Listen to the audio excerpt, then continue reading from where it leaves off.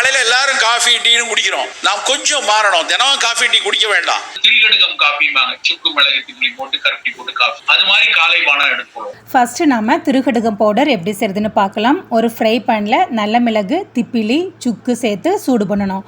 நல்ல வெயில் இருந்ததுன்னா 2 நாள் வெயிலில் காய வைங்க போதும். இந்த மாதிரி சூடு பண்ண வேணாம். வெயிலில் காய வச்சாலோ இல்லை இந்த மாதிரி சூடு பண்ணாலோ 3 மாதம் ஆனாலும் திருகடுகம் பவுடர் கெட்டு போகாது. சூடு ஆறுனதும் மிக்சர் ஜாருக்கு மாற்றி இந்த மாதிரி கிரைண்ட் பண்ணி எடுத்துக்கோங்க.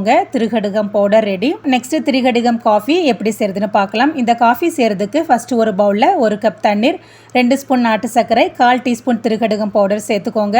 நாட்டு சர்க்கரை நல்லா கரைஞ்சி கொதிச்சதும் ஸ்டவ் ஆஃப் பண்ணிடலாம். திருகடுகம் காஃபியும் நம்ம இப்போ ரெடி பண்ணிட்டோம். சளி இருமல் இருந்ததுன்னா தினமும் காலையிலையும் சாயங்காலமும் இந்த காஃபியை ரெடி பண்ணி குடிங்க. நல்ல ரிலீஃபாக இருக்கும்.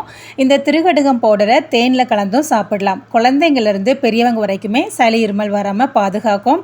அடிக்கடி சளி இருமல் காய்ச்சல் குழந்தைங்களுக்கு வந்ததுன்னா மறக்காமல் இந்த பவுடரை தேனில் கலந்து வாரத்தில் 2 நாள் கொடுங்க. 1 மாதத்துலேயே நல்ல டிஃப்ரென்ஸ் தெரியும்.